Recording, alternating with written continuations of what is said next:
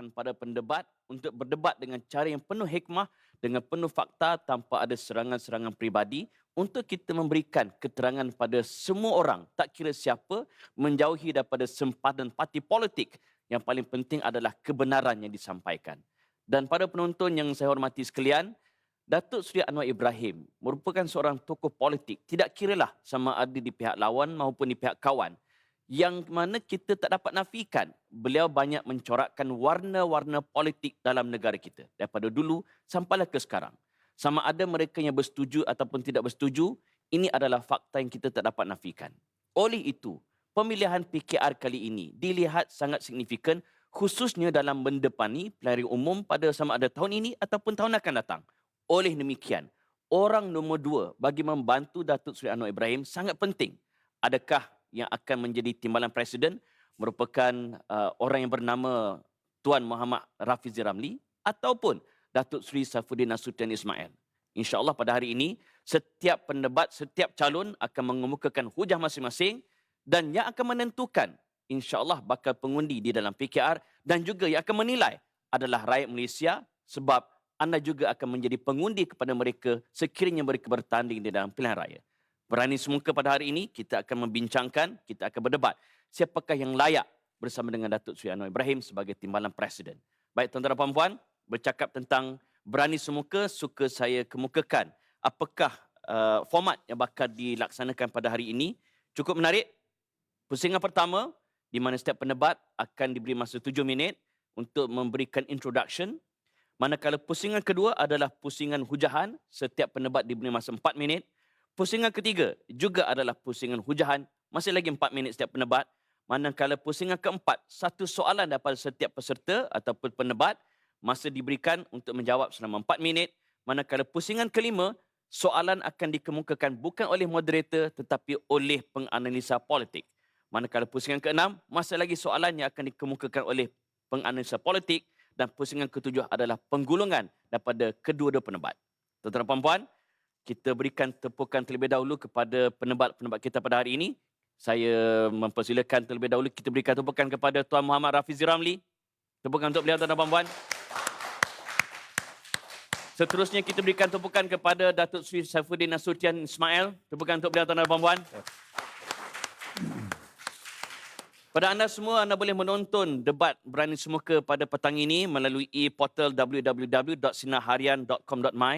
Juga boleh tonton di Facebook Sinar Harian, seterusnya di YouTube Sinar Harian, Instagram Sinar Harian, Twitter Sinar Online dan juga TikTok Sinar Harian Online. Dan pada anda semua sedang menonton, pastikan anda share di laman social media anda. Kalau anda dapat kopi link mereka, boleh kemukakan, boleh share di Facebook group, di Telegram group, di WhatsApp group dan sebagainya. Supaya debat pada hari ini akan dikongsikan kepada seramai mungkin rakyat Malaysia. Khairun nas anfa'uhum linnas, sebaik-baik manusia adalah manusia yang beri manfaat kepada manusia yang lain. Oleh itu, kita ingin memulakan debat kita, tapi sebelum itu saya persilakan terlebih dahulu kepada kedua-dua penebat untuk bersalaman. Kita tak langgar SOP ya. Silakan kedua-dua penebat, salam ukhuwah namanya. Masya-Allah. Alhamdulillah. Oleh itu, tanpa melengahkan masa, kita persilakan pembentang idea yang pertama, iaitu Datuk Seri Saifuddin, untuk mengemukakan idea beliau. 7 minit diberikan, bermula daripada sekarang. A'udzubillahi sami'un alim minasyaitonir rajim. Bismillahirrahmanirrahim. Alhamdulillahirabbil alamin. Wassalatu wassalamu ala asyrafil anbiya'i wal mursalin wa ala alihi wa sahbihi wa man da'a bi da'watihi wa tamassaka bi sunnatihi wa jahada fi sabilillahi ila yaumiddin. Saudara moderator, sekalian pimpinan Karangkraf yang menjadi hos pertemuan petang ini, sidang penonton dan pendengar yang terhormat. Saya bersyukur kepada Allah Subhanahu Wa Taala yang mempertemukan saya dengan rakan saya Saudara Fizi dalam acara petang ini. Saya mulakan dengan menyebut bahawa walau apa pun tujuan sebenar hos mengundang kami dan walau apa pun tajuk yang diletakkan untuk kami mengulas atau memberi pandangan, saya memilih untuk mengikat diri saya dengan beberapa parameter yang jelas. Pertama, bahawa debat petang ini bukan bertujuan untuk mencari siapa menang atau siapa yang kalah. Saya tidak fikir rasional itu yang patut jadi ukuran, sebab hujah saya yakin saya dan rakan saya Rafizi committed dengan agenda reform. Kami berkongsi idealisme perjuangan yang sama. Kami memilih platform parti yang sama, parti multiracial, yang terasnya inklusif dan kepelbagaian, dengan jaminan keadilan untuk semua. Kalau parti ini tampilkan polisinya sangat pro rakyat. Parti ini sangat anti rasuah. Parti ini tegas impikan satu prinsip tata kelola atau good governance. Parti ini juga tegar dalam mempertahankan prinsip-prinsip yang disepakati dalam perlembagaan, bersabit tentang peranan institusi raja-raja, Islam sebagai agama persekutuan, perkara 153 kedudukan istimewa Melayu Bumi Putra Sabah Sarawak dan juga kedudukan bahasa Melayu seperti mana yang termaktub dalam perlembagaan. Saya yakin dan saya penuh sedar kedua-dua kami sangat menjunjung nilai-nilai demokrasi dan komited dalam memperjuangkan agenda reform. Dengan panduan itu, saya berpendapat bahawa pemilihan Parti Keadilan ini adalah sekadar satu proses untuk memulangkan kembali hak mandat demokrasi kepada anggota parti untuk membuat keputusan yang akhirnya akan mengisi kekosongan jawatan-jawatan dalam parti yang kosong sejak Februari tahun 2020 akibat peristiwa pengkhianatan Sheraton Move. Ia adalah sebagai menghormati dan memulangkan kembali mandat demokrasi kepada anggota parti untuk memilih. Saya sedar bahawa audiens petang ini ada dua. Satu, awam. Yang kedua, anggota parti. Saya memilih bahawa fokus saya adalah anggota parti yang akan mengundi mulai 13 Mei sehingga 22 Mei nanti. Saya yakin di tangan mereka lah yang akan membuat keputusan. Saya juga dengan penuh yakin dan sedar. Let me state it clearly that this is a friendly internal contest. Rafizi is my good friend, my good brother, with many good qualities that I respect. We have been in keadilan since 1998. Justru, pemilihan ini tidak sama sekali akan mencarikan persahabatan, ukhuwah dan setia kawan sesama kami. Dan tentunya tidak akan sama sekali mengulangi kebimbangan peristiwa 2018 yang menyebabkan parti sedikit sebanyak tercalar.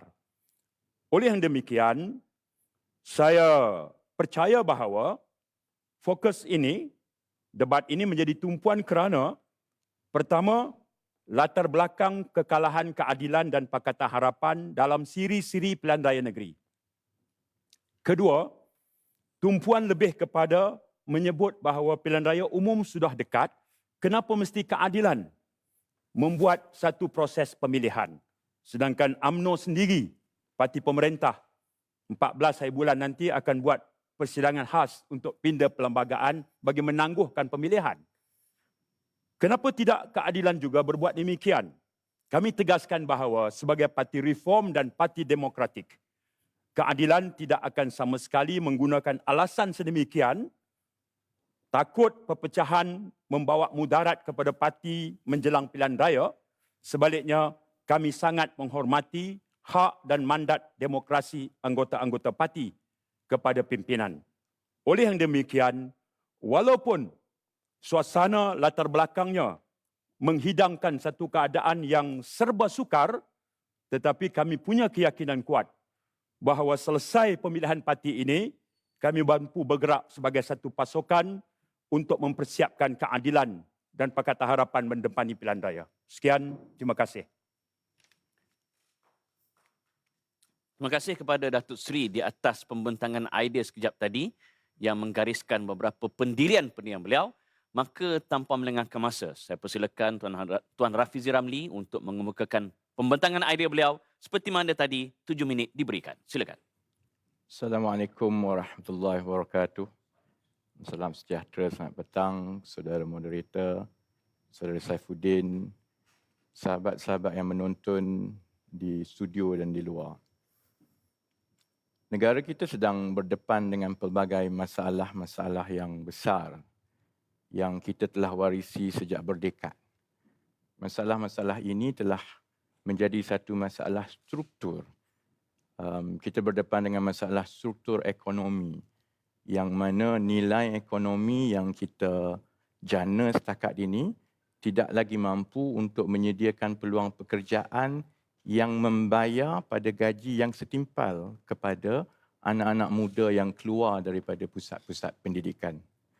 Kita berdepan dengan masalah meruncing, iaitu perbekalan makanan yang terlalu banyak bergantung kepada import luar negara, dan apabila keadaan ekonomi kita tidak kukuh, itu menyebabkan kita terdedah kepada kenaikan harga barang yang mendadak seperti yang kita alami kebelakangan ini.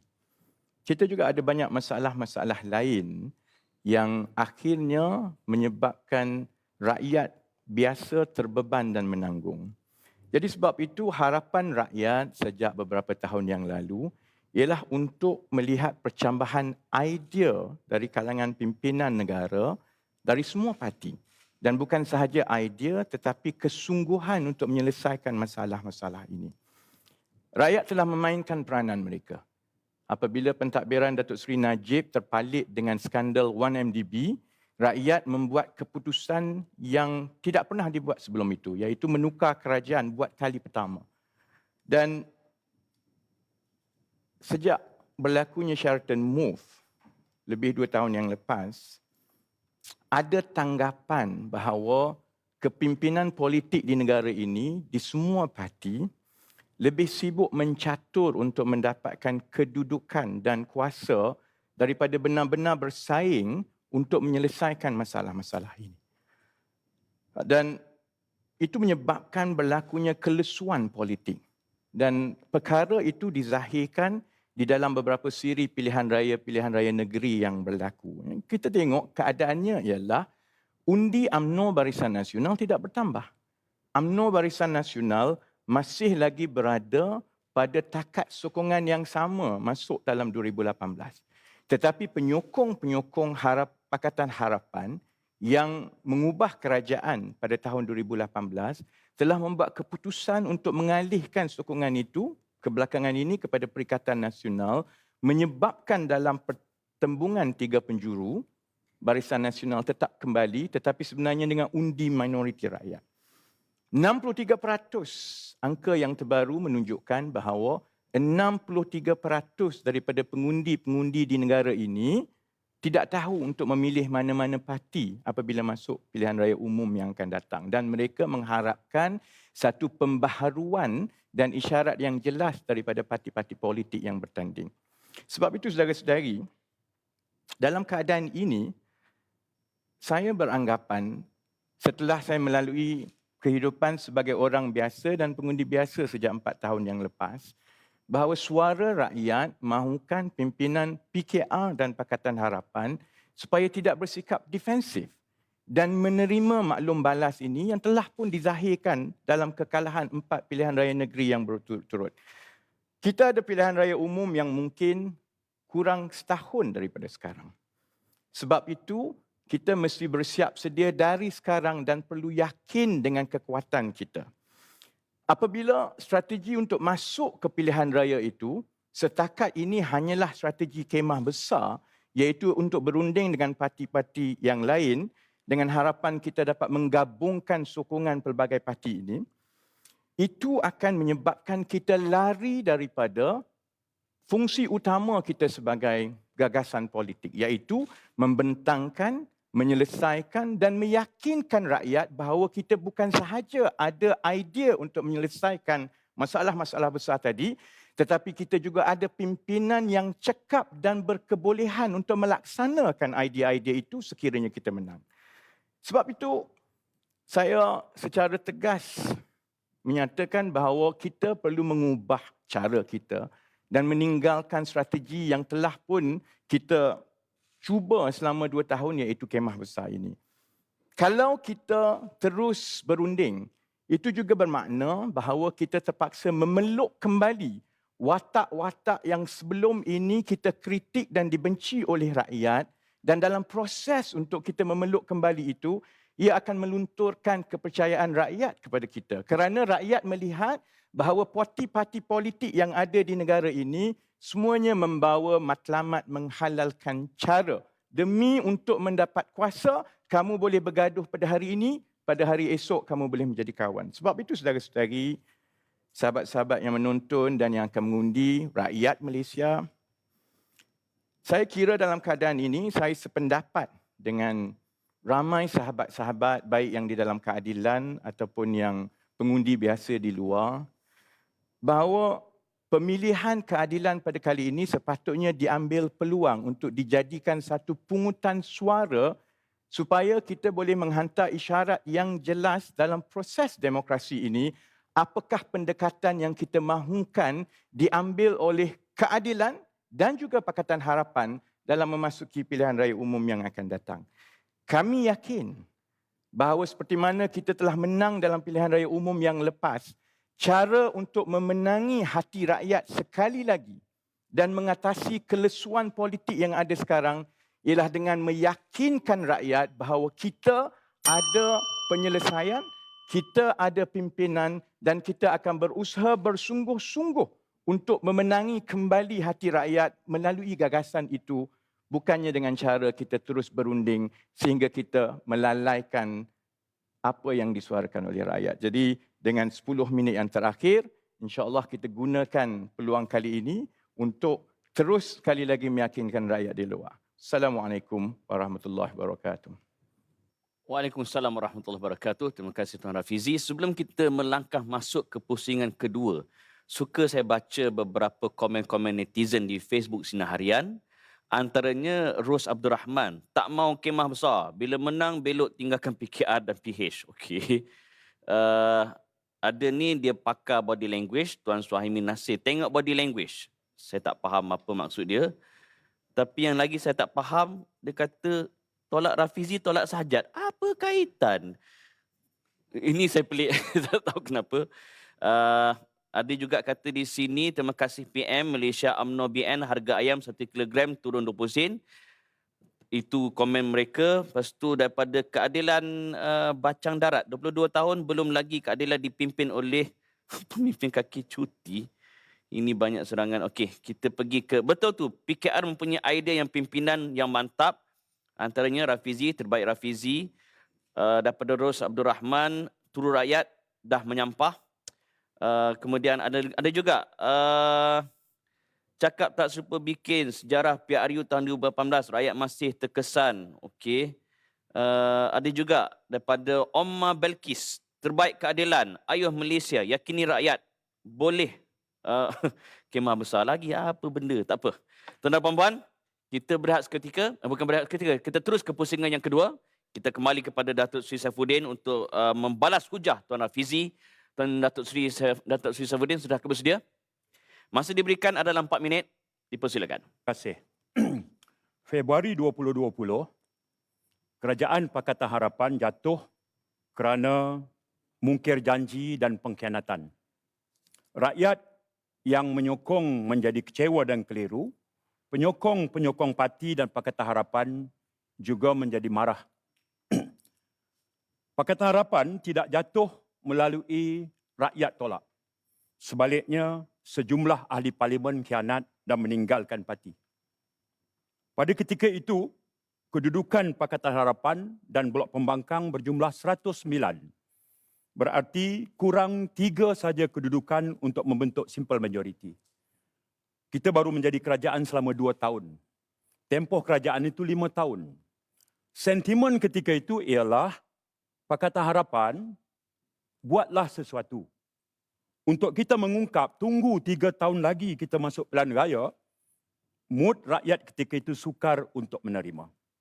Benar, kita mengusahakan untuk mendapat sejumlah sokongan. Bukan satu kerja yang mudah, kita telah usahakan untuk mendapat balik kuasa politik. Saya akui secara jujur, kerana mood dan sentimen ketika itu memang ke arah itu, kerana kekurangan angka yang kecil. Kita berjumpa dan kita berunding untuk mendapatkan sokongan. Kalau kita usaha, ada dua kemungkinan. Kita berjaya atau kita gagal. Kalau kita tidak berusaha, ada satu kemungkinan, sudah pasti gagal. Pada akhirnya, setelah kegagalan yang kita capai, episod perundingan sudah kita tinggalkan lama dahulu. Kita kembali mengukuhkan parti dan Pakatan Harapan seadanya. Rundingan atau kemah besar menjurus kepada momen pada ketika itu. Hari ini, tajuk kemah besar tak pernah jadi agenda dalam Parti Keadilan. Tak pernah dibincang dalam temu rapat, tak pernah jadi agenda biro politik, tak pernah jadi agenda dalam majlis pimpinan pusat. Bermaksud memberikan penjelasan secara tepat adalah prasyarat yang sangat penting untuk memahamkan bukan saja anggota tetapi rakyat seluruhnya. Saudara yang saya hormati sekalian, kerana itu saya mau bergerak ke hadapan.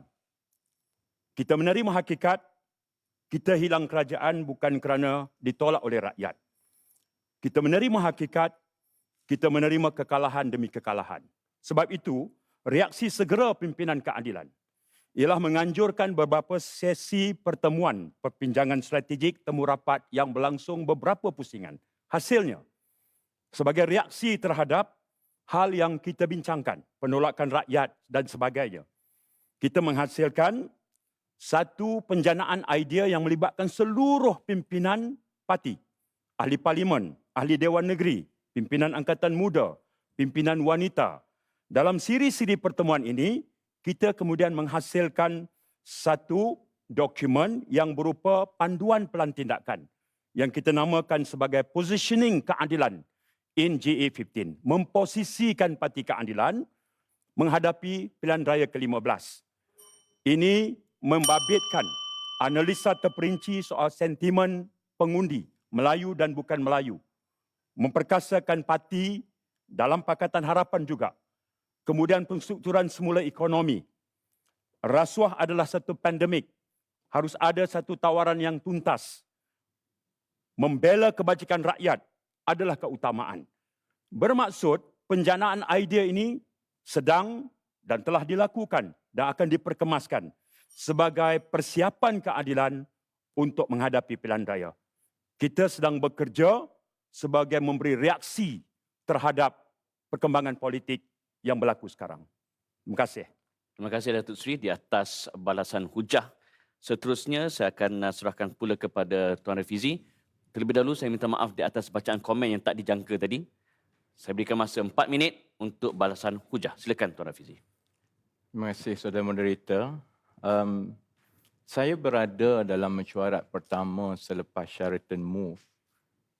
Seingat saya sehari selepas Sheraton Move bersama-sama dengan Datuk Seri Saifuddin sendiri, dengan Datuk Seri Anwar dan pimpinan-pimpinan kanan yang lain. Daripada awal saya telah menyatakan bahawa melihat kepada jumlah kedudukan kerusi di Parlimen pada ketika itu, satu jalan ialah kalau kita cuba mendapatkan kembali angka, itu bermaksud kita terpaksa mengambil dan menggalakkan lompat parti kali kedua daripada sama ada UMNO ataupun kumpulan Azmin yang meninggalkan keadilan ataupun Bersatu dan lain-lain. Dan kalaupun kita berjaya mendapatkan mereka, besar kemungkinan angka yang melompat itu tidak ramai. 7 atau 8 orang, dan itu akan menyebabkan kerajaan akan secara berterusan menjadi tidak stabil. Sebab itu dari awal, pandangan saya ialah jalan yang terbaik ialah kita menggunakan emosi dan kemarahan rakyat yang memang betul cukup marah kepada tindakan mengkhianati mandat itu. Pada masa itu, kemarahan rakyat adalah tertumpu kepada Azmin dan Bersatu yang telah mengkhianati mandat rakyat. Dalam keadaan tahun 2020, hanyalah 2 tahun sebelum pilihan raya umum yang akan datang, saya telah menyatakan secara jelas pada hari itu dan turut dipersetujui oleh Saudara Saifuddin sendiri pada ketika itu, bahawa lebih baik kita menggunakan kemarahan itu untuk menjana gelombang supaya kita tidak melunturkan idealisme kita dan kita boleh masuk PRU 15 nanti dengan mendapat mandat yang lebih besar supaya kerajaan Pakatan Harapan pada PRU 15 ini tidak perlu bergantung kepada watak-watak yang melompat mengikut kuasa itu. Pada ketika itu ia dipersetujui. Kemudian saya dimaklumkan akhirnya kepimpinan parti membuat keputusan untuk berunding. Bermula dengan berunding dengan UMNO. Kemudian walaupun Datuk Saifuddin mengatakan bahawa itu cerita lama, saya boleh sebut dan Datuk Saifuddin pun tahu bahawa sehingga pilihan raya negeri yang lepas, pilihan raya negeri Johor 2 bulan yang lalu, ketika kita sedang berkempen di Johor, beberapa pimpinan parti sedang berunding dengan Tan Sri Muhyiddin. Kerana pada ketika itu dirasakan kalau PKR menarik diri dan memberi laluan kepada Bersatu, itu akan membantu undi.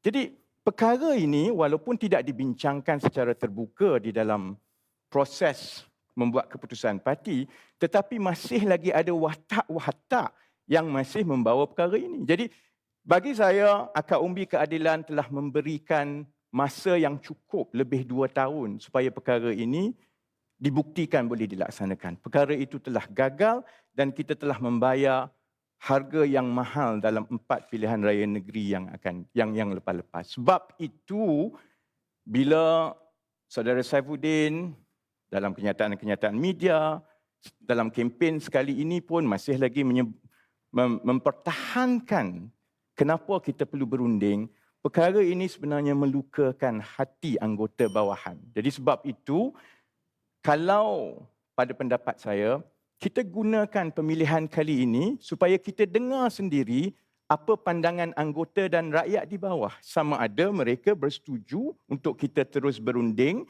dan ada ruang untuk parti-parti lain seperti Bersatu, ataupun kita tumpu sepenuhnya menjadi agresif dan membina kekuatan kita seperti mana kita menang PRU 2018 dahulu. Terima kasih Tuan Rafizi di atas balasan hujah yang telah disampaikan. Sebelum kita meneruskan ke pusingan yang ketiga, sekali lagi untuk balasan hujah, saya ingin sampaikan pada semua penonton, anda boleh menonton Berani Semuka pada petang ini di portal www.sinarharian.com.my, seterusnya di Facebook Sinar Harian, di YouTube Sinar Harian, di Instagram Sinar Harian, di Twitter Sinar Online dan juga di TikTok Sinar Harian Online. Dan kita masih lagi berada dalam topik siapa layak bersama Anwar di dalam pemilihan PKR kali ini. Dan untuk pusingan ketiga, saya kembalikan kepada Datuk Seri Saifuddin untuk membalas hujah. Dipersilakan Datuk Seri 4 minit daripada sekarang. Terima kasih. Sejak Oktober 2019, Saudara Rafizi sudah tidak lagi bersama dalam Majlis Pimpinan Pusat dan Biro Politik. Dan banyak pertemuan-pertemuan yang penting di mana berakhir dengan parti membuat keputusan. Saya hormati keputusan Saudara Rafizi. Justru itu, saya ulangi bahawa bukan pertemuan di antara saya, Rafizi atau Presiden yang menjadi keputusan parti. Parti ada disiplinnya, ada proses membuat keputusan. Kerana itu saya ulangi bahawa pendekatan berunding adalah untuk menjurus kepada kedudukan selepas Pakatan hilang kerusi dengan kekurangan sejumlah yang sangat kecil. Dan untuk satu tempoh, kita mengusahakannya. Dan setelah menemui kegagalan, kita move on. Kita tidak lagi bercakap, apalagi menyebut soal berunding dengan Tun Mahathir, berunding dengan Tan Sri Muhyiddin, berunding dengan Bersatu, berunding dengan parti-parti ataupun watak-watak seumpama Azmin atau Zuraidah. Kerana kita faham, sentimen dalam parti ini ada watak-watak yang paling mereka benci. Kerana itu untuk tujuan pemilihan parti, akan ada kelompok yang cuba leverage di atas sentimen itu supaya memberikan gambaran yang tidak tepat seolah-olah pendekatan rundingan masih lagi ada. Rundingan tetap wujud. Dengan DAP kita kena berunding. Nak berunding kerusi, nak berunding strategi pelan raya, naratif, skrip kempen, jentera kempen, mobilisasi. Dengan amanah, kita kena berunding. Hal-hal yang bersabit dengan persiapan pilihan raya. Semalam, kita mesyuarat Pakatan Harapan. Fokus kita, persiapan pilihan raya. Pendekatan berunding, tetap pendekatan yang kita terima pakai. Oleh yang demikian, saya ulangi, kedudukan sekarang yang menjadi polisi parti ialah bergerak ke hadapan dengan mengukuhkan parti, mengukuhkan kerjasama dalam Pakatan Harapan, kemudian mengenal pasti punca penolakan rakyat terhadap kita dalam siri-siri pilihan raya, dan kita bukan ada masa 2 tahun, 3 tahun. Kita mungkin terpaksa kembali menemui rakyat dalam tempoh beberapa bulan terdekat. Kita sangat jelas fokus dan hala tuju gerak kerja kita. Kerana itu kita nak menyelesaikan pemilihan parti ini dalam tempoh kurang daripada 10 hari, di mana keadilan akan menentukan barisan kepimpinan. Bermula daripada situ, kita hanya mahu melihat ke hadapan. Kita tidak akan lagi terjebak dengan pertikaian masa silam. Itu menjadi pengajaran buat kita. Kita benci khianat. Kita benci amalan mukir janji. Tetapi mempertahankan prinsip parti. Polisi yang pro rakyat, menghapuskan rasuah, meyakinkan balik rakyat bahawa kita prihatin dengan kehidupan rakyat selepas pandemik COVID. Kita sangat jelas, sangat fokus. Sebab itu, kita telah menyelesaikan jumlah kerusi yang kita sasarkan. Jumlah kerusi yang mahu kita menangi. Kita ada kumpulan yang sedang mempersiapkan hal ini. Semalam kita bincang dalam Pakatan Harapan, perkara-perkara yang menjurus kepada masa yang pendek untuk menghadapi pilihan raya, kita sedang bergerak ke arah itu. InsyaAllah, dulang kemenangan boleh menjadi milik kita bersama. Terima kasih. Terima kasih Datuk Seri kerana tepat-tepat menepati masa. Seterusnya persilakan Tuan Rafizi untuk membalas soalan pada Datuk Seri Saifuddin. Silakan. Saya bersyukur kerana dalam perdebatan yang terbuka hari ini yang ditonton oleh semua rakyat Malaysia, Datuk Seri Saifuddin mengulangi berkali-kali bahawa tidak timbul soal rundingan, juga mengakui bahawa fokus parti sepatutnya ialah kepada 2 perkara. Pertama ialah untuk mengukuhkan prestasi parti, dan yang kedua untuk mengenal pasti punca kenapa rakyat telah menolak keadilan dan Pakatan Harapan dalam 4 pilihan raya negeri yang berturut-turut. Pandangan saya ialah kalau dalam pilihan raya umum yang lepas memadai untuk keadilan dan Pakatan Harapan membentangkan idea besar bagaimana untuk kita menyelesaikan dan membawa perubahan dalam negara ini, untuk memasuki pilihan raya umum akan datang selepas Pakatan Harapan telah pun diberikan peluang untuk berkuasa, kita sebenarnya perlu memperincikan lagi idea-idea itu.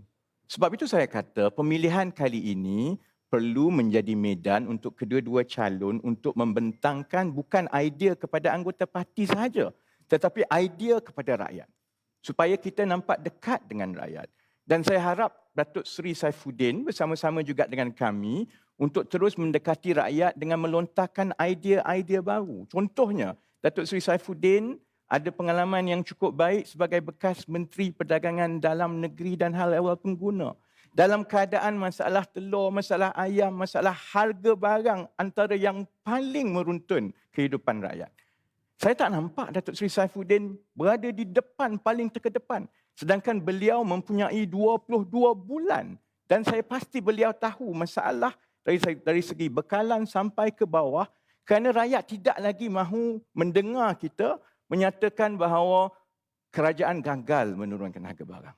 Rakyat nak tahu kalau kamu akan menurunkan harga barang, bagaimana kamu nak menyelesaikan contohnya dedak ayam kita masih lagi mengimport. Kita tidak boleh hanya melontarkan masalah, kita perlu memperincikan masalah. Jadi sebab itu saya ingat, itu gagasan yang saya cuba yakinkan juga kepada anggota-anggota keadilan. Bahawa kita perlu tampilkan barisan pimpinan yang bukan sahaja boleh menunjukkan masalah, tetapi ada kajian, ada kebolehan, ada kepakaran dan mengambil sesuatu isu itu sehingga dekat dengan rakyat kerana hanya itulah sahaja jalannya untuk kita meyakinkan kembali kepada rakyat bahawa kita lebih layak untuk memimpin. Saya tahu bahawa rundingan dan sebagainya tentang rundingan kerusi di dalam Pakatan Harapan perlu dijalankan.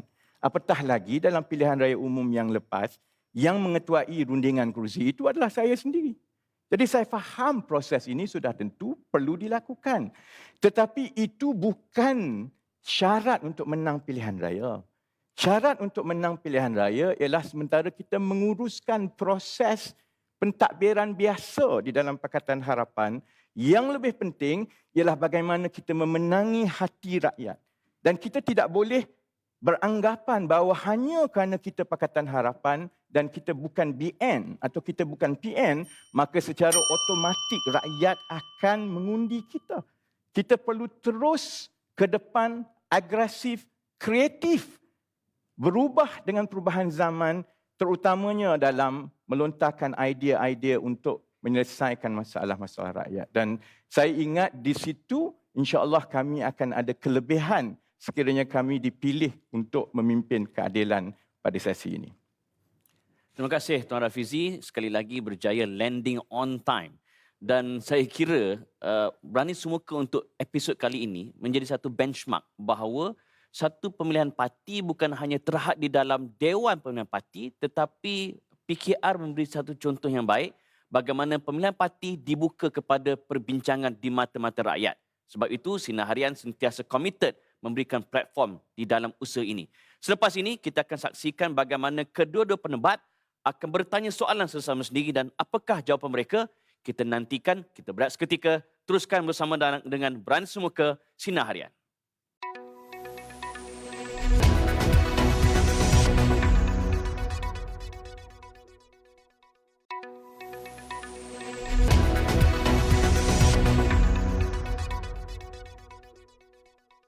Terima kasih kerana terus setia menonton Berani Semuka di mana kita membincangkan perdebatan, kita menyaksikan perdebatan siapakah layak bersama Anwar membarisi Tuan Rafizi Ramli dan juga Datuk Seri Saifuddin Nasution.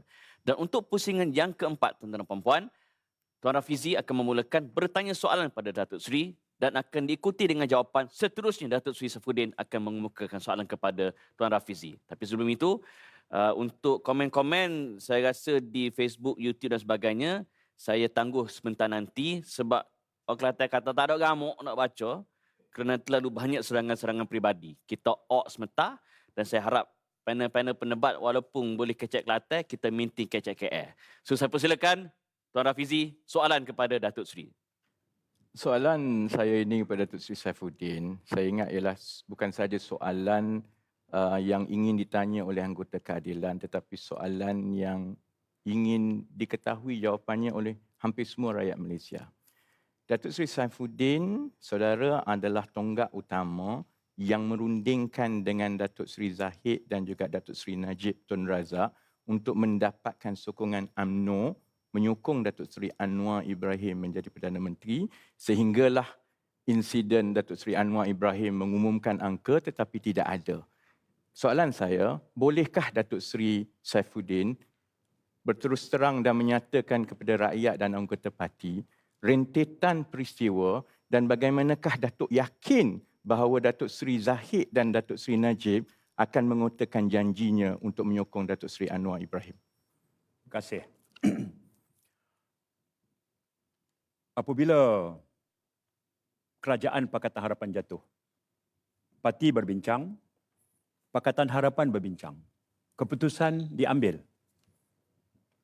Tugasan diberikan kepada beberapa pimpinan tertentu.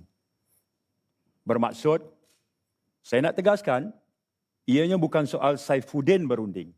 Ianya adalah merupakan keputusan kolektif setelah pimpinan-pimpinan parti dan Pakatan Harapan berbincang. Dia beza dengan Saifuddin pandai-pandai pergi bincang. Dengan Saifuddin diberi peranan dan tugasan sesuai dengan keputusan konsensus parti-parti dalam Pakatan Harapan. Tugasan diberi untuk saya mendekati pimpinan daripada Sabah dan Sarawak. Peranan diberi juga kepada saya untuk berjumpa parti-parti di luar daripada komponen Pakatan Harapan. MP bebas, MP daripada Parti Islam, daripada UMNO, ke semua sekali. Ya. Yang kita perlukan bukan mereka berpindah parti. Yang kita perlukan adalah komitmen sokongan. Kerana itu, apabila tugasan itu dibuat, keputusan itu dibincang bersama. Tasking diberi. Tasking itu jatuh pada saya. Maka saya laksanakan. Saya berterima kasih Saudara Fizi bertanya soalan ini dan memberi peluang kepada saya untuk membuat penjelasan supaya memberi gambaran yang lebih adil. Ianya bukan pandai-pandai personality Saifuddin. Dia bergerak sebagai melaksanakan ketetapan konsultatif dan konsensus di kalangan pimpinan. Kerana itu, saya tidak perlu untuk berbasa-basi berselindung. Dan jika ditanya pengumuman Saudara Anwar, saya juga akui kita telah menghantar surat ke Istana Negara. Kita telah mempunyai kesemua legal document yang sah yang membuktikan angka sokongan. Mana mungkin kita menghantar surat ke Istana Negara, legal document dan sebagainya. Istana bukan perbuatan dan kerja main-main. Ya, kerana itu, saya laksanakan tugas saya. Kalau end game dia tidak kesampaian, sudah tentu pelbagai perkara lain ikut mempengaruhi. Saya ulangi, keputusan saya berunding dalam pengetahuan pimpinan parti. Keputusan saya berunding dalam pengetahuan pimpinan Pakatan Harapan. Kita laporkan progres secara terbuka dalam mesyuarat-mesyuarat parti. Kita beri taklimat kepada kesemua pimpinan ahli parlimen Parti Keadilan tanpa berselindung. Kalau ini satu operasi sulit yang memudaratkan, mana mungkin kita mengambil pendekatan yang sangat transparan. Itu sebagai satu ikhtiar. Kerana pada momen itu kita kekurangan sejumlah kecil akibat daripada kehilangan kuasa politik kerana episod pengkhianatan dan mungkir janji. Kerana itu, kalau ditanya kepada saya apakah saya regret dan kesal, saya kata tidak. Saya melaksanakan keputusan pimpinan Pakatan Harapan. Dan saya memberikan peranan dan sumbangan saya. Alhamdulillah, kalaupun itu tidak kesampaian, sudah tentu ada hikmahnya, saya belajar daripada episod itu. Terima kasih. Jawapan yang dikemukakan, kini saya berikan kepada Datuk Seri untuk mengemukakan soalan kepada Tuan Rafizi untuk dijawab selepas itu. Silakan. Rakan saya Saudara Fizi, umur keadilan ni dah 23 tahun. Masuk pilihan raya ni dah banyak kali. Lebih banyak rasa kalah daripada menang. 2004 kita tinggal satu. 2008 kita muncul sampai menjadi parti pembangkang terbesar, 32. Episod-episod kekalahan di beberapa pilihan negeri ini memang agak membimbangkan. Apakah Saudara Fizi bersedia untuk berkongsi pendekatan yang paling baik untuk parti ambil sebagai azimat pesan kita kepada anggota parti, dan apakah tempoh pilihan raya yang dekat itu memadai untuk kita menang membentuk kerajaan atau menjadi pembangkang? Terima kasih. Terima kasih Saudara Saifuddin. Seperti yang Saudara Saifuddin sendiri sebut, bahawa kita kena memahami motivasi dan hati rakyat yang telah menzahirkan keputusan 4 siri pilihan raya negeri. Dengan mengetahui root cause atau punca utamanya, itu membantu kita untuk merumuskan strategi yang terbaik. Daripada keempat-empat keputusan tersebut, ada beberapa perkara yang kita perlu amati. Pertamanya ialah, seperti yang saya sebut, undi UMNO Barisan Nasional tidak meningkat. Dia kekal sekitar 40 ke 43%. Yang kedua, bahawa undi atas pagar itu telah pun beralih kepada pakatan yang kedua, iaitu Perikatan Nasional.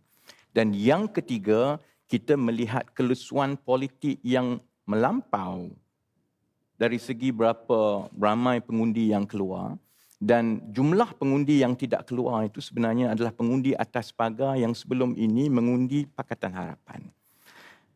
Daripada angka politik ini, sebenarnya kalau kita masuk tanpa berunding 3 penjuru dalam pilihan raya umum akan datang, kita hanya perlukan untuk mendapatkan kembali 5 hingga 10% pengundi atas pagar yang sebelum itu mengundi Pakatan Harapan tetapi beralih kepada Perikatan Nasional. Kalau kita dapat 5 hingga 10% untuk kembali kepada Pakatan Harapan, kita makin dekat.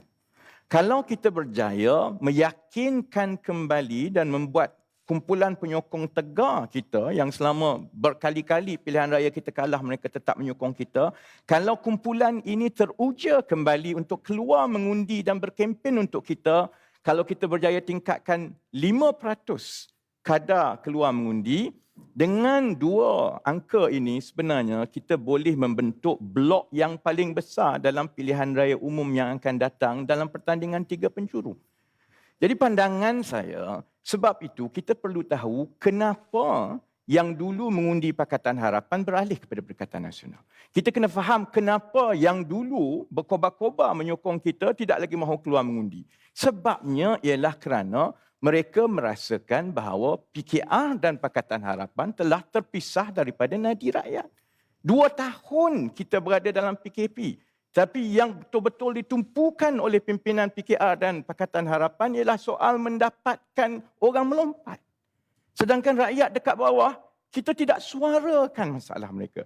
Kita masih ada dalam 4-5 bulan dan harapnya 1 tahun.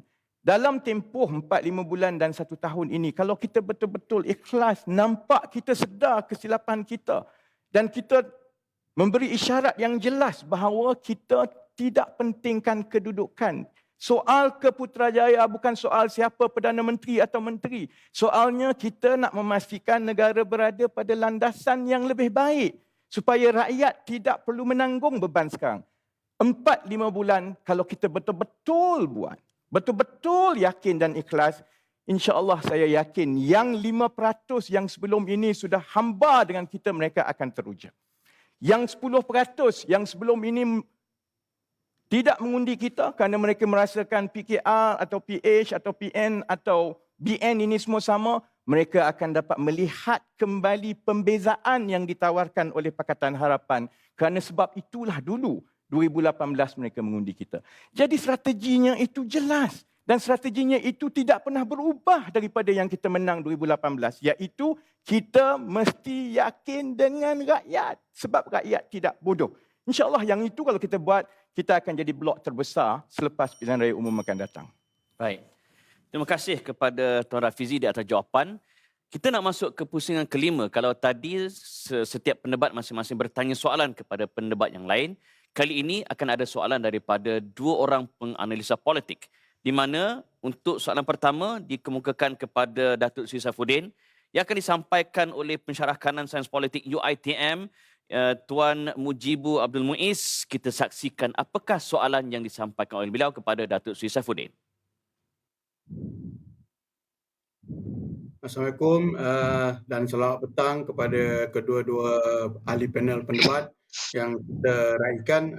Saya berasa teruja untuk turut serta dalam perdebatan ini walaupun hanya sekadar untuk bertanyakan soalan yang saya rasa kedua-dua poin yang disampaikan oleh pendebat ini adalah sangat bernas. Tetapi setelah mengikuti dalam beberapa tempoh ni perdebatan agak mengejutkanlah apabila kita mendengar fakta bahawa Datuk Seri Saifuddin seolah-olah macam menafikan kemah besar ini walaupun pada kenyataan Datuk Seri 22 April yang lalu mengatakan PA sedia berbincang dengan parti-parti lain bagi pembentukan kemah besar untuk menghadapi pilihan raya, dan saya rampaknya seolah-olah macam bersetuju dengan kata Rafizi. Benarlah bahawa PH ini masih lagi tidak boleh lari, terutamanya PKR, dengan formula untuk hanya mencipta kemah besar sebagai solusi untuk menang pilihan raya. Jadi kalau saya boleh bertanyakan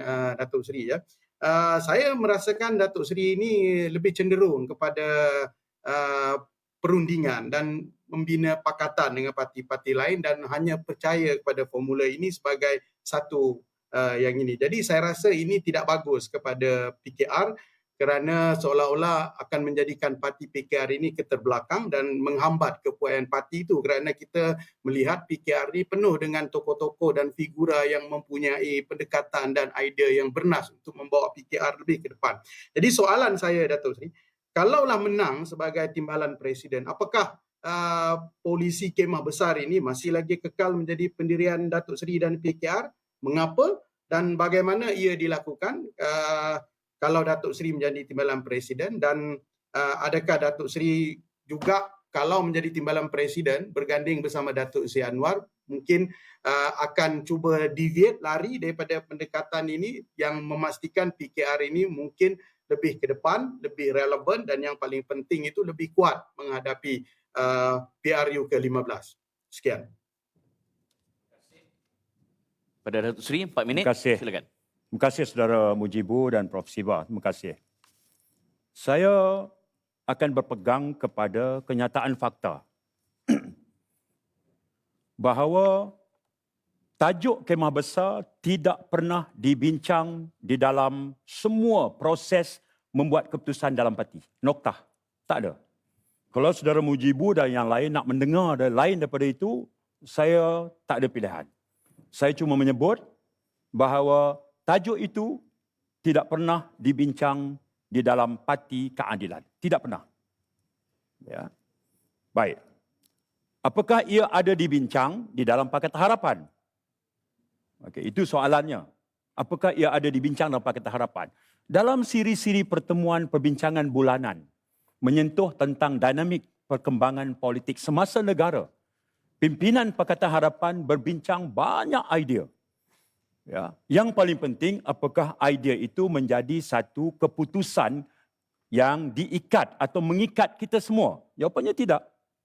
Ya, kita berbincang, explore the ideas, ya, tapi itu tidak mengikat kita. Ya, kita harus respon juga kepada siri-siri kekalahan. Benar, seperti Saudara Fizi sebut. Ketika UMNO menguasai 40%, dia dapat 2/3 majoriti di Melaka dan Johor. Kenapa yang 60% rakyat menolak UMNO Barisan Nasional, tetapi UMNO Barisan Nasional yang memerintah dengan 2/3 majoriti? Itu persoalannya. 60% tapi diperintah oleh 40%. Itu persoalan. Jadi untuk menguruskan perkembangan ini, kita berbincang, mencanai pelbagai idea. Yang paling penting, bahawa apabila tajuk-tajuk tentang Kemah Besar ini dibincang dan dilontar di luar, persoalan yang harus kita tegaskan, Parti Keadilan, apakah kita bincang? Jawapannya tidak. Ya, apakah kenyataan bahawa in respon, reaksi kepada keputusan Johor dan Melaka misalnya, 60% rakyat menolak, tetapi pembangkang berpecah. Apakah membincang tajuk ini, bagaimana mengurus kalaulah ada umpamanya satu common ground, kesepakatan. Dia tak semesti berakhir dengan gabungan. Tak ada. Kita tak pernah sebut. Ya. Dia boleh jadi dalam bentuk electoral pact. Misalnya, keadilan ini sejak 23 tahun diwujudkan sebelum ada gabungan. Saudara Moderator, Pakatan Harapan ni gabungan berdaftar sekarang aja. Sebelum itu Barisan Alternatif. Itu electoral pact. Sebelum itu apa dia? Pakatan Rakyat, electoral pact. Ya. Kita boleh jadi kerjasama politik, boleh jadi persefahaman politik, boleh jadi electoral pact, boleh jadi gabungan. Tapi yang sekarang ini, gembar-gembor ini, saya nak ulangi. Dalam keadilan tak ada satu momen pun parti berbincang perlu atau tidak pendekatan Kemah Besar. Jawapannya tak ada. Terima kasih. Baik. Terima kasih kepada Datuk Seri di atas jawapan tadi. Seterusnya saya persilakan pensyarah sosiologi politik USM, Profesor Dr. Siva Murugan akan mengemukakan soalan kepada Tuan Rafizi. Dr. Siva dah sedia? Silakan. Terima kasih saudara moderator. Selamat petang dan salam sejahtera. Tahniah diucapkan kepada Sinar Harian menganjurkan debat ini mengemukakan dua tokoh sosok figura yang saya rasa hebat di dalam politik arus perdana. Tahniah kepada PKR untuk keyakinan meneruskan pemilihan parti. Saudara Rafizi, bagi saya melihat dalam beberapa buku saudara Rafizi telah menyatakan seolah-olah parti berada di dalam landasan yang tidak betul. Seolah-olah lebih realistik menjadi pembangkang yang bermaruah, apatah lagi dalam kedudukan terkini, dalam kedudukan kelesuan politik dengan 63% masih tidak membuat keputusan untuk menyokong parti yang mana, seperti dinyatakan oleh saudara Rafizi tadi.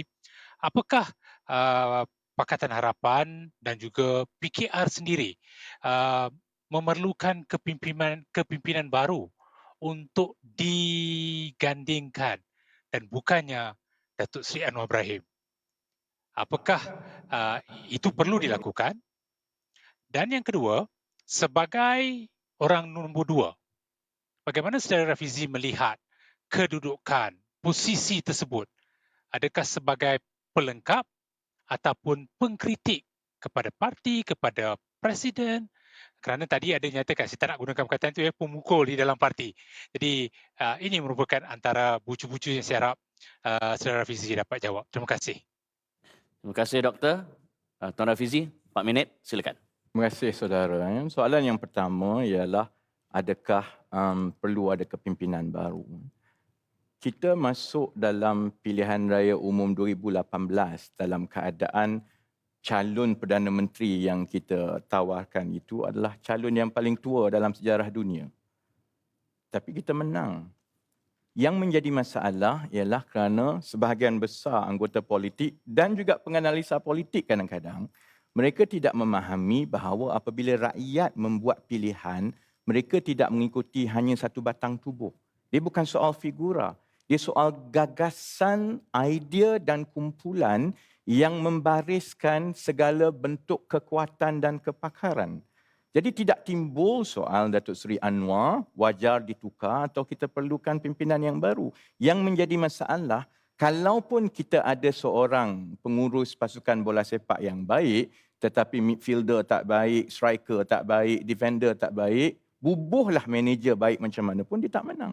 Jadi Datuk Seri Anwar Ibrahim sebagai tokoh yang banyak mewarnakan politik negara kita, pada umur beliau sekarang memerlukan barisan pimpinan yang betul-betul membuat kerja dan faham dan boleh memberi input dan nasihat yang betul supaya keputusan bersama yang dibuat itu tidak dipengaruhi oleh kadang-kadang jalan pintas, kadang-kadang sesuatu yang kita tahu secara logiknya mustahil boleh berlaku. Sebab itu, kita perlu kembali kepada keadaan yang mana rakyat melihat keseluruhan barisan yang ditampilkan oleh Pakatan Harapan, ada yang berpengalaman, ada yang pernah jadi menteri, ada yang pernah jadi timbalan Perdana Menteri. Tetapi pada masa yang sama, citra dan pembawaan itu benar-benar mencerminkan hasrat rakyat, iaitu menjaguhi setiap isu yang dibawa. Okay, jadi itu saya ingat saya jawab dan itu terus kepada jawapan saya kepada soalan kedua. Jadi apa sebenarnya tugas dan peranan Timbalan Presiden? Tugas dan peranan Timbalan Presiden Keadilan bukanlah melaksanakan semata-mata apa yang dinyatakan oleh Presiden. Kalau Presiden kena fikir semua, kalau Presiden kena turun semua, kalau Presiden semua kena kempen tetapi Timbalan ada di belakang hanya menyatakan kesetiaan, itu yang berlaku sekarang. Sebenarnya Presiden memerlukan timbalan yang lebih tangkas, lebih pantas, lebih kreatif, lebih agresif berkempen. Tambah lagi dalam keadaan sebahagian besar pengundi kita adalah pengundi muda. Jadi pembezaan di antara kematangan Datuk Seri Anwar dan juga ketangkasan seorang pemimpin yang lebih muda, yang lebih dekat dengan pengundi-pengundi muda itu dapat memberi keyakinan kepada rakyat bahawa gagasan yang dibawa oleh Pakatan Harapan dan Keadilan bukan sahaja mencerminkan pengalaman, kematangan, jiwa rakyat, tetapi juga membawa dan menggarap idea dan juga kreativiti zaman ini. Jadi, saya memang diketahui bercakap secara terbuka dan ikhlas dan juga bercakap benar dan selalunya saya tak kira siapa, Datuk Seri Anwar ke, Tun Mahathir ke, Najib ke. Yang penting ialah rakyat mahu melihat proses politik dalam parti itu segar dengan percambahan dan kadang-kadang perbezaan pendapat. Itu juga yang saya rasa perlu dimainkan oleh Timbalan Presiden Keadilan. Bukan dilihat sebagai seorang yang hanya menurut, tetapi seorang yang boleh juga memberi wawasan dan gagasan. Kalau ada gabungan itu, insya-Allah Prof, saya rasa kita boleh tampil dengan baik dalam pilihan raya akan datang. Terima kasih Tuan Rafizi. Seterusnya untuk pusingan ke-6 sebelum kedua-dua penebat menggulung perdebatan pada petang ini, saya persilakan sekali lagi Profesor Dr. Siva untuk melontarkan soalan kepada Datuk Seri Saifuddin. Dr. Siva, the net is yours. Thank you, moderator. Datuk Seri, soalan saya. Datuk Seri Anwar merupakan seorang figura. Bagi saya label beliau sebagai negarawan. Tergolong dalam kelompok seorang pemimpin yang telah melalui seluk-beluk politik tanah air yang ranjaunya cukup panjang. Jadi apakah ciri-ciri yang perlu ada untuk digandingkan dengan tokoh seperti itu? Adakah pemimpin nombor 2 ini selalunya dilihat sebagai successor ataupun pengganti kepada nombor 1? Apakah Datuk Seri merasakan sudah bersedia untuk mengambil alih teraju kepimpinan parti satu hari nanti apabila tiba masanya untuk memenuhi kedudukan tersebut? Kita tahu saiz kasutnya besar, tetapi sebagai orang nombor 2, sudah pasti harapan ahli sangat besar kepada jawatan nombor 2 kerana mereka ini bukan sekadar memegang jawatan nombor 2, posisi ataupun kedudukan nombor 2 dalam parti, tetapi juga cabaran dalam menggalas perjuangan.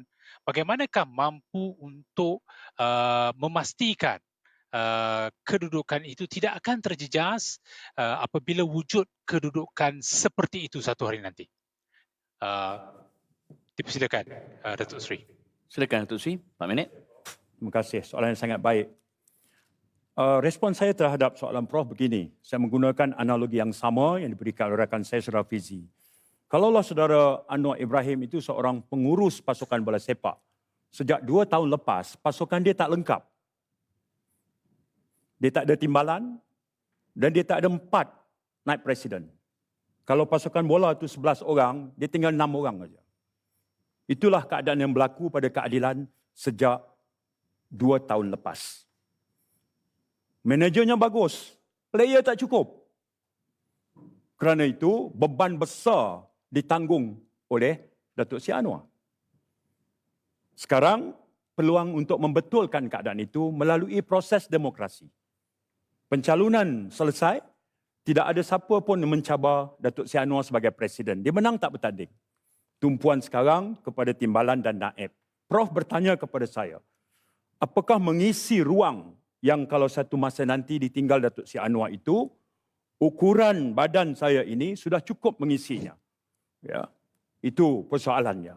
Saya selama 23 tahun, Prof, saya percaya bahawa pertama, kena ada kesetiaan terhadap idealisme perjuangan, bukan body atau sosok seorang pemimpin. Kesetiaan ini mesti masa senang, masa susah, masa menang, masa kalah.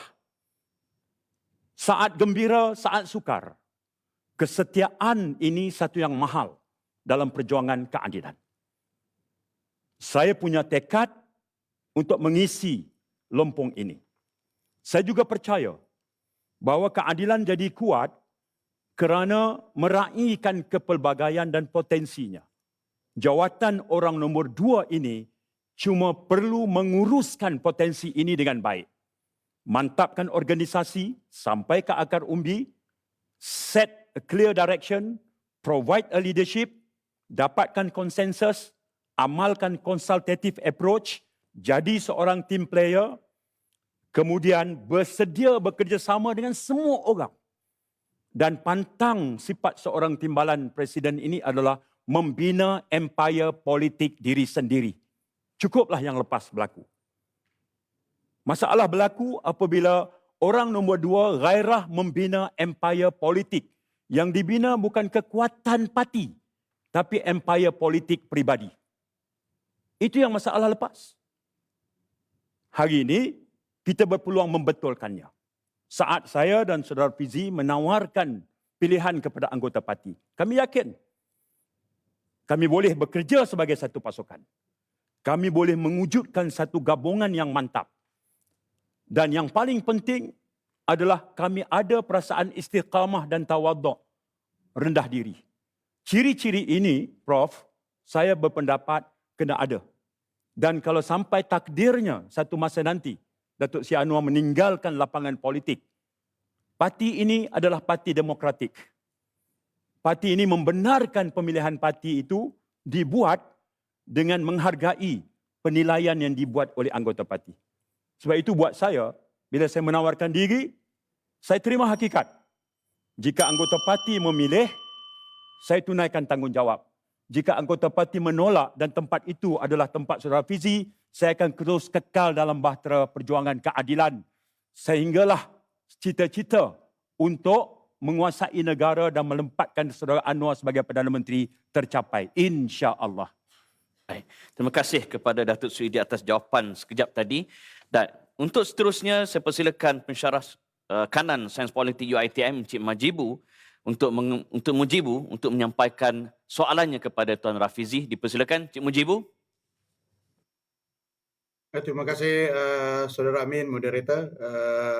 Saya rasa saya amat tertarik dengan poin Saudara Rafizi dengan formulanya untuk memikat pengundi 5% daripada pengundi-pengundi tegar yang tidak mengundi, yang gagal digairahkan untuk keluar mengundi ketika 4 siri pilihan raya negeri dan juga pilihan raya-pilihan kecil, dan juga 10% pengundi atas pagar itu yang katanya beralih dan terkalih undinya dengan mengundi Barisan Nasional, yang walaupun faktanya jelas bahawa undi Barisan Nasional itu tidak mengalami pertambah dan perkalihan itu pergi kepada parti kedua, iaitu Parti Perikatan Nasional, dan begitu juga kegagalan Pakatan Harapan untuk memenangi kembali undi itu. Tetapi yang paling menarik sebenarnya yang perlu dilihat adalah undi 18 dan juga undi pertama kali, kerana kita melihat signifikan kelompok ini dalam pilihan raya itu semakin membesar, tetapi walau bagaimanapun kita lihat kegairahan mereka itu tidak timbul di dalam pilihan raya negeri di Johor yang pertama kali mengalami pertambahan pengundi, di mana kelompok ini sangat signifikan. Pada PRU 15, daftar pemilih itu akan memperlihatkan pertambahan golongan ini akan meningkatkan pengundi itu daripada sekali ganda daripada jumlah yang ada. Jadi soalan saya sebagai timbalan Presiden PKR yang juga sudah tentu akan menjadi signifikan figura di dalam Pakatan Harapan, apa strategi Saudara Rafizi untuk kelompok ini dalam memikat undi mereka atau sekurang-kurangnya menggairahkan mereka supaya turun dalam pilihan raya, kerana kalau formula yang mengatakan pengundi itu melebihi 80% akan memenangkan Pakatan Harapan, maka mereka inilah kita kata sumber modal, kekuatan dan juga kemenangan Pakatan Harapan. Baik, terima kasih Encik Mujibu. Tuan Rafizi, 4 minit. Terima kasih. Kita sebenarnya ada dua kumpulan yang menyebabkan pertambahan mendadak dalam daftar pengundi. Satu ialah kumpulan 18 hingga 21 tahun yang buat pertama kali kerana pertukaran perlembagaan menjadi pengundi. Tapi kumpulan yang lebih besar sebenarnya ialah pengundi-pengundi yang sebelum ini tidak pernah mendaftar tetapi tiba-tiba menjadi pengundi secara automatik. Berdasarkan semua keputusan pilihan raya sejak 2013 dan juga berdasarkan kaji selidik dan sebagainya, pola sokongan pengundi muda yang pertama kali masuk mengundi selalunya berpihak kepada kerajaan yang ada. Kalau Pakatan Harapan adalah kerajaan, maka mereka akan mengundi Pakatan Harapan.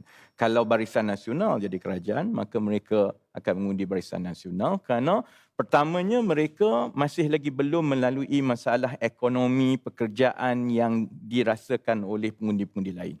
Yang keduanya, mereka hanya mengenali politik daripada watak-watak rasmi menteri, kementerian dan sebagainya. Jadi bagi saya, untuk memenangi pengundi yang memang kurang berminat dan kurang tahu mengenai politik seperti ini, dia perlukan pendekatan yang tidak terlalu berpolitik. Malah tidak boleh terlalu berpolitik. Pendekatan yang membawa kepada mereka satu imej yang menggabungkan cita rasa mereka, menggabungkan aktiviti-aktiviti yang mereka suka. Sebab itu kita tengok mana-mana parti politik dalam dunia pun untuk menangani kumpulan seperti ini yang sebenarnya tidak tahu politik sangat, mereka menjalankan apa yang kita panggil soft branding. Jadi sebab itu kita perlukan pimpinan-pimpinan muda yang lebih banyak, dan pimpinan muda ini perlu diberikan program yang ada template. Dan template ini yang perlu digerakkan di seluruh negara. Sebab itu kita lancarkan lebih awal Ayuh Malaysia. Ayuh Malaysia tidak sangat berupa politik. Dia menumpukan kepada pembawaan yang positif. Dia membawa isu-isu yang lebih dekat dengan golongan muda. Contohnya soal gaji, soal tenaga boleh guna, renewable energy, soal teknologi, soal TVET, perkara-perkara yang sangat terpisah daripada ahli politik yang lebih berumur ini. Sedangkan itu perkara yang menarik minat mereka. Jadi saya ingat perkara itu perlu kita lakukan secara berterusan dan di luar kerangka politik. Kerana itu pun yang dibuat oleh mana-mana parti kerajaan.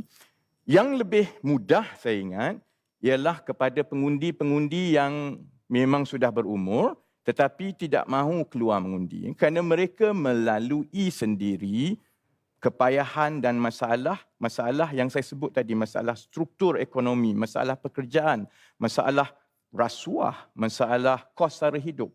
Perkara ini kalau kita betul-betul tumpu dan membuktikan bahawa kita ikhlas, yang bahawa sebenarnya perjuangan politik untuk menjadi kerajaan ini bukan soal siapa yang menjadi Perdana Menteri atau siapa jadi menteri, tetapi soal memperbaiki proses dan struktur ekonomi dan sosial negara. Saya yakin seperti mana kita juga boleh memberi rasa teruja kepada penyokong Tegak, kita juga boleh memberi sedikit minat untuk menggalakkan kumpulan ini untuk turut keluar. Jadi saya ingat perkara yang saya telah bentangkan selama ini insya-Allah akan dapat menyelesaikan perkara itu. Terima kasih Tuan Rafizi. Baik, para penonton semua, apakah penggulungan yang bakal disampaikan oleh kedua-dua penebat? Sebelum itu kita lihat dulu apakah komen-komen netizen, antaranya isu-isu dekat dengan hati rakyat. Itu kata Vani Ganesan. Kata Cik Din, terbaik saudara Rafizi dan juga Datuk Seri Saifuddin, saling hormat menghormati. Apa lagi komen seterusnya? Moderator, cuba bagi soalan ini kepada mereka. Apakah KPI dalam memastikan ahli Parlimen PKR memainkan peranan mereka untuk berkhidmat untuk rakyat, bukan untuk kuasa? Daripada Hirman Ismail, terbaik PKR, golongan yang tak muda sangat pun boleh membantu. Kenapa pula? Lepas tu dia tak habis hayat. Seterusnya ada juga satu debate yang terbaik. Saya salute kedua-dua pemimpin PKR ini. Ada juga kata idea Rafizi bagus, tak perlu campur aduk politik. AMK akan bantu parti untuk tarik undi 18. #Ayuh Malaysia. Saya respect Datuk Seri Saifuddin, penuh dengan ketenangan. Wow, okey. Itu saja yang saya boleh tapis. Yang lain tu, kata orang Jerman, tak ada gamuk. Kita berehat seketika, teruskan menonton Berani Semuka. Siapakah layak bersama Anwar Ibrahim? Selepas ini kita akan saksikan penggulungan daripada Datuk Seri Saifuddin dan juga Tuan Rafizi Ramli.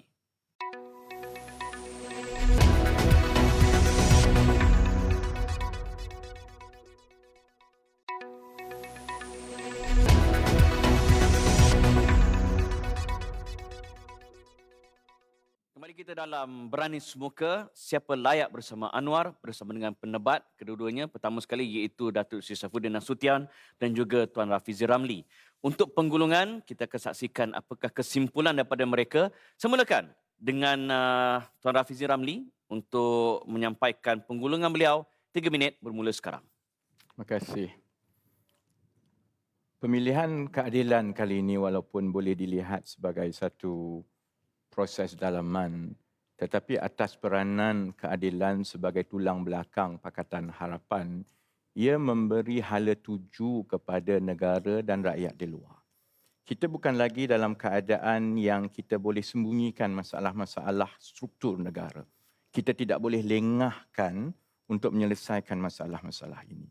Jadi sebab itu bagi saya, pemilihan kali ini bukanlah soal semata-mata untuk menguruskan parti. Bukan soal semata-mata untuk mengisi kedudukan. Ia sebenarnya satu tanggungjawab yang cukup besar kerana di bahu kita ialah amanah untuk memastikan rakyat dapat terbela dan bukan sahaja rakyat dapat pilihan yang terbaik dalam memilih kerajaan, tetapi juga yang dipilih itu dapat melaksanakan tanggungjawab dari segi menjadi pentadbir yang cekap, yang kreatif sehingga dapat menyelesaikan masalah-masalah struktur ini. Baik. Kalau itu keadaannya, maka anggota keadilan di luar perlu membuat pilihan bentuk timbalan presiden yang macam mana yang sesuai pada masa, keadaan dan keperluan sekarang. Kalau perlu seorang yang mahu menguruskan parti soal pentadbiran, saudara-saudari boleh pilih saudara Saifuddin. Beliau adalah Setiausaha Agung yang paling lama dalam parti ini. Kalau anggota parti merasakan dengan pembawaan keadilan seperti sekarang, iaitu diplomasi, pengurusan dan segalanya berbentuk dalaman, itu akan memenangkan keadilan, maka itulah yang perlu dibuat dalam masa membuang undi nanti. Tapi kalau pengundi-pengundi keadilan dapat merasakan denyut nadi rakyat yang telah memberi keputusan dalam 4 pilihan raya negeri yang lepas, yang mahu melihat keadilan menjadi lebih agresif, yang mahu melihat keadilan kembali kepada landasan reformasi, iaitu memperjuangkan perubahan dalam proses dan sistem negara, adakah saudara-saudari merasakan seorang yang hanya menumpukan kepada soal pentadbiran akan dapat membawa pendekatan yang agresif itu? Itu tawaran yang saya dan sahabat-sahabat buat kepada anggota-anggota parti. Saya yakin bahawa kita perlu bergerak seiringan dengan kehendak pengundi di luar. Pertandingan politik menjadi semakin teruk sekarang dan pengundi boleh memilih pelbagai parti. Sebab itu kita perlukan pendekatan dan produk yang terbaik yang boleh memikat hati rakyat. Dan insya-Allah saya rasa saya telah pun bentangkan secukupnya. Saya yakin anggota keadilan akan membuat pilihan yang terbaik. Terima kasih Tuan Rafizi di atas penggulengan beliau. Ringkas, padat dan menepati waktu. Seterusnya saya persilakan Datuk Seri Saifuddin untuk membuat penggulungan. Dipersilakan 4 minit, 3 minit daripada sekarang. A principal business of any political parties ialah menang pilihan raya. Sebelum sesebuah parti itu mampu meyakinkan rakyat dengan formula, strategi dan tawaran-tawaran parti. Parti itu mesti dilihat united, compact, intact. Parti itu mesti menguruskan dulu rumah tangganya supaya jangan berantakan. Satu kapal tak boleh ada 2 nahkoda. Harus ada disiplin dan menghormati proses membuat keputusan dalam parti. Apabila tertib perjalanan parti itu dicapai, saya yakin akan tercapai dalam masa terdekat ini, selesai pemilihan, barulah parti itu mampu meyakinkan rakyat. Tak ada rakyat yang yakin untuk memberi undi dan sokongan kalau rumah tangga organisasi sebuah parti itu berantakan. Itu tak boleh menangkap sokongan dan imajinasi rakyat walau sehebat mana pun strategi dan pendekatan kita. Kerana itu, dalam siri-siri temu rapat pimpinan yang kita buat, membabitkan semua kekuatan keadilan ini adalah kekuatan kolektif, konsensus dalam membuat keputusan. Menghargai setiap talent orang. Kekuatan keadilan ini bukan kekuatan pada kelebihan seorang tokoh. Hatta Datuk Seri Anwar, tokoh terbilang pun sangat menghargai idea dan sumbangan orang lain melalui proses mesyuarah. Inilah rahsia kekuatan keadilan selama 23 tahun. Apalagi sifatnya rencam dan pelbagai. Saya mempunyai tekad untuk terus mengukuhkan elemen ini. Organisasi parti wajib kekal kukuh supaya kemudiannya tawaran-tawaran kepada rakyat, termasuk sebahagian besar yang diungkap oleh Saudara Fizi, itu telah pun kita bincangkan dalam sesi temu rapat kita. Soalan pertama kita tanya pada pimpinan, apa masalah dihadapi rakyat sekarang? Mereka senaraikan kos sara hidup, peluang pekerjaan, anak muda yang hilang minat politik, rakyat yang sudah letih dan tidak peduli. Mereka senarai panjang. Kita tanya lagi, bincang apa perkara-perkara baru yang keadilan patut buat untuk menang. Mereka huraikan, pimpinan parti semua peringkat melontarkan idea dan pandangan. Kemudian kita tanya soalan cepu mas. Apa breakthrough yang keadilan patut buat untuk menang dalam pilihan raya? Sehingga kita menghasilkan dokumen kerja yang memandu kita ke depan ini yang bertajuk Positioning Keadilan NGA 15. yang mencakupi semua perkara yang sangat komprehensif. Saya ringkaskan, pertama, parti mesti kompak, kuat, utuh, mantap dari segi organisasi, kepimpinan dan menghormati tertib dalam membuat keputusan dalam parti. Ianya mesti bersifat kolektif dan menghargai peranan dan sumbangan orang lain bahawa bukan kita sahaja yang hebat. Yang kedua, tawaran-tawaran kepada rakyat itu haruslah membabitkan menyentuh soal kebajikan hati nurani rakyat dan kita yakin kita sudah punya formula untuk ke arah itu. Terima kasih. Dan pada hadirin dan hadirat, ayo kita berikan tepukan kepada Tuan Hafiz dan juga Datuk Sri Saifuddin di atas kesedaran mereka berdebat secara terbuka pada hari ini. Saya persilakan kedua-duanya untuk bersalaman sebagai tanda sihat dan matangnya debat pada petang ini. Fadhal masykurah. Dan pada hadirin dan hadirat sekalian, saya ucap terima kasih pada anda yang sedang menonton, yang komen, yang share. Dan kepada seluruh rakyat Malaysia, ingat Allah Azza wa Jalla berfirman dalam surah Az-Zumar, Qul hal yastawil ladzina ya'lamun wal ladzina la ya'lamun. Maksudnya katakanlah wahai Muhammad, adakah sama mereka yang tahu dengan mereka yang tidak tahu? Tahniah pada mereka yang mengikuti debat pada petang ini kerana banyak benda yang kita tak tahu, kita dah mula tahu. Dan pada semua ahli-ahli anggota parti PKR dalam mengundi, ingatlah peringatan Allah Jalla wa'ala dalam surah Al-Qasas, Inna khairu man istajarta al-qawiyul amin. Kata Ibn Taymiyah, dalam pemilihan seorang pemimpin, perlu ada dua kualiti iaitu al-qawiyul amin. Seorang yang amanah dan juga berkemahiran di dalam memimpin. Kita jumpa lagi. Terima kasih kerana menonton. Berani Semuka, saya Amin Idris. Mohon mengundurkan diri. Assalamualaikum warahmatullahi wabarakatuh.